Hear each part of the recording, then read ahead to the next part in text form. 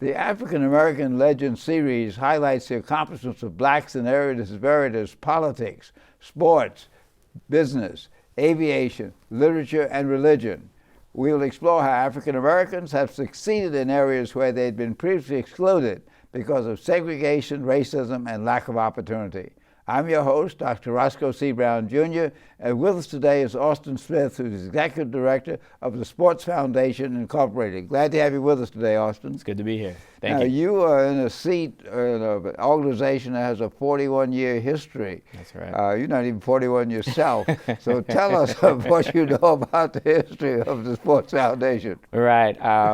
Yes, me being a youngster in a 40-year-old old organization is very unique, but it's definitely an honor to have received such an opportunity. I know the Sports Foundation from talking with individuals such as yourself, Bob Williams, the founder, just about the history and the deep history it has in the city as far as some of the things that have been run, the city games, the exceptional seniors women's games, a lot of the different programs that have fostered a lot of activities that have produced some amazing people from the minority community, from people that were considered at risk, disadvantaged, who are now in great seats of power. So that's the concept of the Sports Foundation by Robert A. Williams, Bob Williams, was building social responsibility through sports. That is correct. Using sports to improve education, service to the community, not just to be a basketball or track program. Right. And I know that the city game and the exceptional senior game were games that brought together some of the best basketball players, but also emphasized tutoring, emphasized application for college, emphasized academic work, and that's being continued. Now, more recently, the Sports Foundation has been sponsored by OASIS, which is a substance abuse section of the New York State. Tell us about OASIS, what they try to do, and how the Sports Foundation works with them. Right. OASIS is actually one of the great programs in the state of New York. They provide. They're concerned about youth prevention services, from alcohol addictions, drug prevention, substance abuse prevention, and through that program we provide counseling through group sessions, through individual sessions, and then we provide a number of activities geared around prevention services. Now, prevention services can range from direct counseling, it can range from drug awareness programs, but it also comes down to what the Sports Foundation is trying to do now is create a sanctuary for these kids in the Bronx, these at-risk youth, these disadvantaged youth, a sanctuary where they can come for 3 hours out of the day, 4 hours out of the day, on the weekends, where they can come and be so to speak, insulated from the outside community where they're susceptible to drugs, alcohol, violence, these risk factors. And so that's sort of what OASIS allows us to do. It wasn't the concept of Sports Foundation that sports would be the magnet that would draw kids together so that then you could do some of these prevention activities. What kind of sport activities do you sponsor now? Currently we have one of our programs, which is called No Workshop, No Jump Shot, which is a program that takes place on the weekends and some classwork during the week. And it's geared around just that, no workshop, no jump shot. We run what's called the 5-spot drill. It's a drill that Bob Williams developed to teach various basketball skills, but at the same time it's actually teaching life skills. It's teaching about teamwork, it's teaching about leadership, it's teaching about leadership through following people. We talk about leadership in a take charge kind of role, and I tell you what to do, but leadership is also about following people as well and learning how to do that. So it's a very unique program, and it's also it's an hour and a half of basketball skill building, but it's also an hour and a half of workshop. So we have special guests that come in and speak about a lot of our program participants are first-time offenders. So we have people from the justice system come in and speak about their experiences with youth and where they're headed and getting them back on the right track. We also have a set of series and workshops around nutrition, health, things that are sometimes overlooked by other youth services that really lead into the risk factors of the youth in the Bronx today. Now, is basketball the only sport, or do you deal with other sports? We also deal with other sports. Part of what my role has been to really come in is really to infuse make an impact on the Sports Foundation as far as leading it into this next, leading it to the future. And one of the things we're starting to do is take advantage of some of the obesity initiatives that are being developed in the Bronx. I think the statistics are now that 1 in 3 kids in the Bronx are obese, which is much higher than the rest of the city. What we're going to be doing is a set of services geared around fitness, geared around different sports, soccer, baseball, basketball, also nutrition, things like that. But more importantly, we want to provide a variety of sporting activities and non-sporting activities that gear around nutrition, fitness, and things like that, because there's a large girls population that have been overlooked for years who may not be attracted to some of the sporting activities that we have. There's also a lot of boys out there who may not necessarily be attracted to the sports activities that we have. So we have to find a hook for them, and we feel that the hook for them will be some of the other programs we have coming out. We're going to be launching a technology initiative where, technology has become very cheap over the last 10 years. It's a shame that more nonprofits don't have the technology even to run their own businesses, let alone provide services to the children. So, our kids are using technology that I don't even know about. So we have to provide that to them, teach them how to use it responsibly. So one of the computer training courses, the kids are still doing homework on loose leaf paper, which I did when I was a kid because I didn't have access to a computer. But now these kids have access to computers, and wouldn't it be for me? It would put a smile on my face and make us all feel good if a teacher one day looks at a kid and they hand in a piece of paper that's their typewritten homework that they put it on a computer, they got it printed out, and they handing it over, and she says, "Wow, where did you do this?" And they say, "At the Sports Foundation." So that's where we're headed as an organization. Now, what do you do with schools themselves? What kind of relationship do you have with schools in your community? Well, a lot of our referrals are from the school system. Traditionally, we've worked with them as far as identifying children that may exhibit behavior that leads them to drug addiction, alcohol abuse, those that have already exhibited those types of behaviors, those who have gone through truancy, who are no longer in the school system, or who are no longer in the schools, are allowed to come back. We take those kids and we're able to provide them counseling and things like that. We also run a lot of our programs in the different schools. The model that we're working off of now and that we're trying to expand further is that the Sports Foundation does various programs at various schools. For example, right now we run an after-school program at one of the local schools in the area where we provide a variety of, we have our counselors come in and they teach, obviously we have a mandate to do prevention services, but we also have a fitness class that we teach there. We also have sporting activities that we take place on the weekend where we do 3 to 4 week rotations where 1 week we'll do basketball. Now that the weather's cold, we're doing basketball, we're doing indoor soccer, things like that. When the weather gets warmer, we're doing flag football. We're doing activities to keep them busy. So now the Sports Foundation started in Harlem in conjunction with School District Number 5, and then went to the Bronx on 149th Street at 3rd Avenue. You're now located on Westchester Avenue in the Bronx. Tell us where you're located and indicate how someone who wants to become involved with the programs can get in touch. Right. We're located at 871 Westchester Avenue in the Bronx, just like you said. It's at the corner of Westchester Avenue and Prospect. Our phone number is 718-665-9585. You can call there, ask to speak to one of our prevention counselors, and they will get you started as far as bringing your child in and doing the initial interview. We do an initial interview. We like to have the parents there. We like to have the children there so we can explain some of the activities that they can take a part of.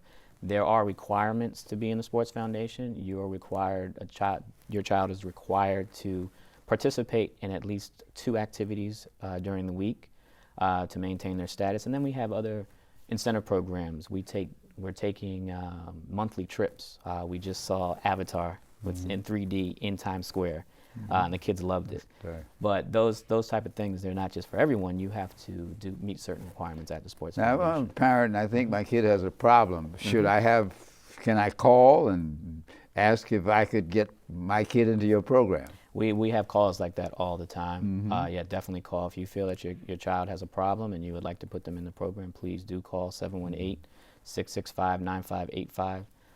You call, you'll speak to one of our prevention counselors, and then we'll get you started. That's how most of our referrals come in. Now, you, as I said, you're younger than the 41 years of Sports Foundation. Right. How do you think the problems of young people today differ from the problems of young people 40 years ago? I think a lot of the problems, the causes of the problems, maybe the underlying problems are pretty similar. It's just compounded by, different advancements that have taken place.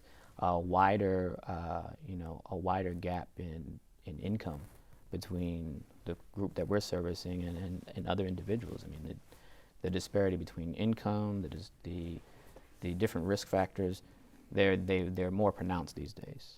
They're similar, but they're more pronounced. And the problem that we have is really figuring out how to relate to our population. The youth now, they're into technology.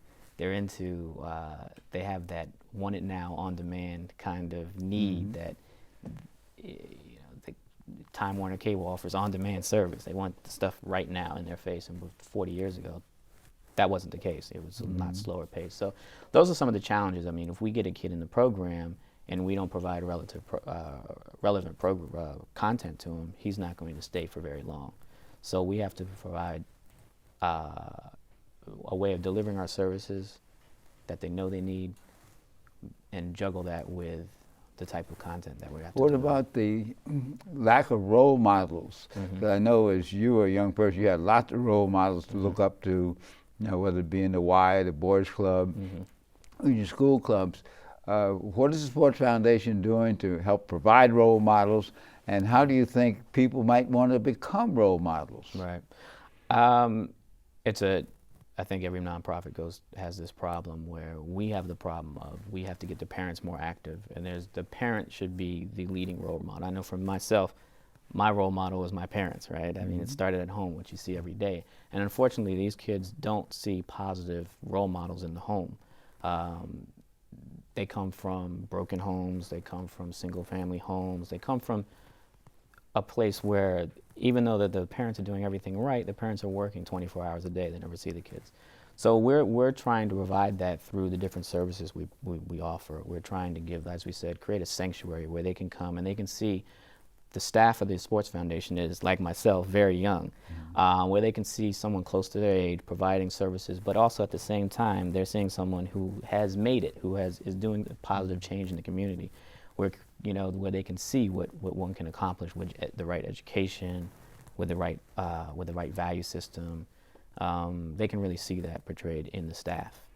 So that's providing role models, and then we try to get outside people involved. We try to get the parents involved. One of the things we're starting to do is partner with a lot of organizations that deal with the parents, that offer services to them. So for instance, one of the things that we've noticed is that the child, some of our participants' home life, there may be problems in the home not because there's alcohol, not because of drugs, not because of poverty, anything like that. It's the simple fact that the parent can't read. And so they can't read some of the things that are going on in the school that the kid can be active in, can't read the permission slip, so they don't sign their kid up for certain activities and things like that. So why can't we, as a sports foundation, partner with another organization? We actually have a computer lab that we're actually going to be expanding. Why can't we partner with another organization to have the parents come in? They have the expertise dealing with the older population. Have them come in and do some computer training. Have them come in and do some reading comprehension, reading skills. Building that kind of partnership is what we're trying to do. So it's interesting. The Sports Foundation seems to have a lot of resources and good leadership. and you're mainly focused in the Bronx. To what extent could this model be expanded throughout the city? Do you think, not necessarily sports now, but the model, and what does Oasis do to help expand this model? Because I know there are budgetary concerns, but there are also awareness concerns. What you describe makes 100% good sense. Why don't we do more of it? And how can we do more? I think that's where we're going. Me as a new executive director just stepping in, I've sort of had the 1-year vision, which is try to get the Sports Foundation on track, on the right page, provide my vision for what we're going to, this is sort of our test period. This is our R&D. We're developing all these programs, these partnerships, trying to build something in the Bronx. If it works in the Bronx, it can definitely work other places. So the 5-year vision really for the Sports Foundation, I tell it to anybody who will listen, is that we want to become the leading youth service provider in New York City. And then we can take it to other places. I mean, we can take this model anywhere. But that's sort of the vision, that's the 5-year goal. And I think partners like Oasis help us get there because of, obviously they're a statewide agency and they're interested in it, but they too are looking for, they realize that there is the way that nonprofits are funded, the way that they operate, the system's flawed, and that there has to be a new model. They're always looking for new models, new ways of doing things, and if we can provide that to them, which we think we can, this is a great opportunity for the Sports Foundation, for Oasis, and for the city of New York. Well, that means that you can look at corporations and foundations, and even the federal government, because with the stimulus package, they are more interested in reaching out for young people. So you become a spokesman in a sense, and speaking on programs like this helps to get the word out that there is a model, because 41 years is a long time, and the Sports Foundation is one of the leading youth-serving organizations in the Bronx and in the city, which is why Oasis came to them. But now this model, which is a broader model than just dealing with sports, you want to expand it. At the same time, you want to build on some of the historic things like the city game, which was the first high school all-star basketball game in New York City for the stars, and then later for those who weren't stars wanted to get scholarships. What do you plan to do with the city game this coming year? Well, the City Games is still very much on our radar. That's a Sports Foundation staple. It helps, it does two things. It helps us get our word out, and it also provides a service to, like you said, the exceptional seniors who may not be the stars in their basketball team, but they are eligible for scholarships, and they meet certain requirements. They meet certain academic requirements. We, as Sports Foundation, are all about, yes, it's our role to help you and to provide service to you, but it's also, you have some responsibility as a participant in our programs. One of the things we want to do this year with the City Games is restore its glory. We want to make sure that it's an event that is worth going to, that people are excited about, and also that we can take advantage of, along with our partners and other organizations, can take advantage of the fact that we're going to have a tremendous amount of youth, parents, just different individuals from across the city even, not just the Bronx where we're located, but from everywhere, that they can take advantage of. This is an opportunity to get the word about different services, because a lot of people in the city do not take advantage of services, not because they don't want to, but simply because they don't know that those things are offered. So the City Game at one time was in Felt Forum at the Madison Square Garden. It was in the universities, at Bronx Community College, John Jay College, and I believe you say you're thinking about Hostos or Lehman College in the Bronx this year? Correct. We're thinking about Hostos. We're thinking about, really it's going to come down to, we're thinking about different options, different locations. We're in the planning process of it now. But one of the things we want to make sure is that the location, the activities, it's not just a game anymore, it's an event. Whether that's a week-long event, whether it's a day event, we want something that people are going to be drawn to, get excited about, and want to come check it out. Hey, what's going on with the Sports Foundation? As I heard this buzz, we want to get some media involved. We want to get different players involved to get the word out, to attract more people, so it becomes the event that it used to be. One of the things that the City Game tried to do, or still does, is to give young people an orientation into college. I think that we have the sports student-athlete handbook, which talks about how do you qualify for college. You have to take the SAT, you have to make a certain score, you have to have a resume, those are the kind of things that I know in the past the city game has done with the participants. It's just not a showcase to get a scholarship. Right. And one of the things under your leadership, I know, is to bring back, to expand those educational aspects of it, because in our society, sports and education go together, but you can't just have sports. You've got to have the education. And that's exactly correct. I mean, speaking on a larger initiative that we're running, the city games and the exceptional seniors, the seniors that come to the program, we have to get them information that they may or may not already have about colleges. Usually the children now, because of the different basketball programs, I mean, Nike runs a camp, there's all these, Reebok runs camps, these kids are they're no longer just contained to their community, they're expanding by going to all these different games, so they have a lot of this information.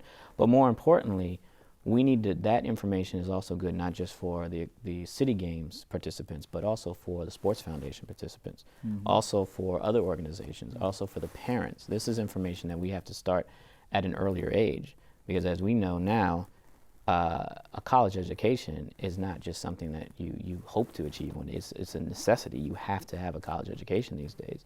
And so to really instill that to our youth, we have to start at an earlier age. We can't just say, we can't get a senior in and say, well, you got to start thinking about college. You need to do this. By the way, what is the age range of the youth you serve? We service ages 12 to 20. That's our sweet spot. That's what we do. We will, on occasion, we do have children from a younger age, but they're mostly siblings of participants from the older group.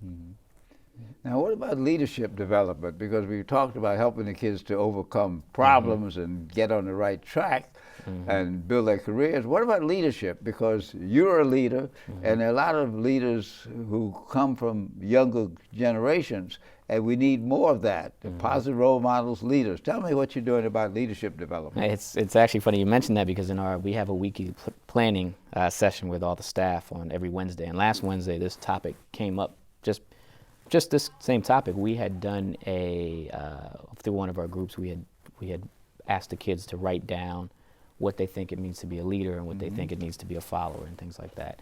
And part of the whole concept came out of that was how do we create a leadership academy within the Sports Foundation to really get these kids to think, what is a leader? Because a lot of the kids, they think, well, I'm a leader because I'm in a grade above the person sitting next to me. And he's like, well, I'm a junior and he's only a sophomore. And we say, well, wait a minute, that doesn't necessarily make you a leader. So we've come up with certain qualifications within the Sports Foundation that qualify you for being a leader. And now we can say, you're a leader now. And what we're offering is you can take leadership roles within the Sports Foundation, because at the end of the day, this is not a foundation that's my foundation. It's not your foundation. It's not Bob Williams' foundation. It's the Children's Foundation. It's a foundation for the children. They dictate to us what they need. And so if we can get them to actively participate, not in the programs, but actually in running some of the programs and in taking on leadership roles within the programs, that's great. We have an individual right now where we saw a spark in her from the beginning, and she really has excelled over the years. And now she runs our tutoring sessions. So we have a homework session and it's amazing if you come there. I mean, she is just like one of our prevention counselors or one of our staff members, where she gets the kids to come in and she tells them when they need to sit down and do the homework at this particular hour, and she helps them. And she's really providing a service that necessarily we couldn't even provide because she can relate a little better to the kids. So those are the types of things that we're trying to do. Well, I think the model of community development now is not just having somebody at the top telling you what to do. It's getting people involved in this and also getting some satisfaction. Feedback is a major part of getting satisfaction. Somebody say, thank you, you did a good job. Why don't you do it this way? Right. In working with your staff, what are you doing area of staff training, staff development? Well, one of the things that I did when I took over is, obviously my background is not in the nonprofit world. My background is from a corporate side. And one of the things I came in and I said is, you guys have been running programs and services for the last, in some cases 3 years for some of the staff. I don't have a clue on how to run what types of prevention programs you need. You're going to teach me that. So they're given the responsibility of coming up with programs, with content. I tell them, you know, this is my overall direction. This is where I think the Sports Foundation is. But it's their job and their goal to really push those along. So the other day, for instance, I said, you know, a couple months ago, I had told the staff we need to do some community service with some of our partners. One of our good partners is World Vision in the Bronx, who provide a lot of materials, equipment.